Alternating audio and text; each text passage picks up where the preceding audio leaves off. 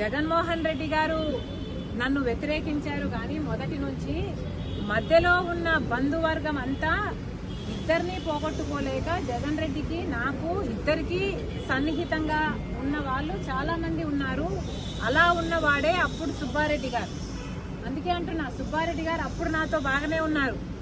కానీ ఎప్పుడైతే జగన్మోహన్ రెడ్డి గారు ఆయన చేత నా బిడ్డల విషయంలో, నా బిడ్డల ఆస్తి కాజేసే విషయంలో జగన్మోహన్ రెడ్డి గారు కుట్రలు పన్ని అబద్ధాలు చెప్పించారో, సుబ్బారెడ్డి గారికి, సాయిరెడ్డి గారికి ఎట్లయితే ఒత్తిడి పెట్టి, ఎట్లయితే ట్యూషన్లు తీసుకొని మరి అబద్ధాలు చెప్పించారో అప్పటి నుంచి సుబ్బారెడ్డి గారితో నాకు మాటలు లేవు. మాటికి తెలుసు. ఎవరైనా ఆశ్చర్యపోతారండి, అంతకంటే ఏం చేస్తారు. ఆ రోజుల్లో ఎంతగా బుల్డోస్ చేసుకుంటూ పోయారో, వాళ్లకు అధికారం ఉంది, వాళ్లకు డబ్బు ఉంది, ఏది పడితే అది, ఎంత అరాచకం అయితే అంత అరాచకం బుల్డోస్ చేసుకుంటూ పోయాడు జగన్మోహన్ రెడ్డి గారు. అందులో భాగమే ఫోన్ ట్యాపింగ్ ఒకటి.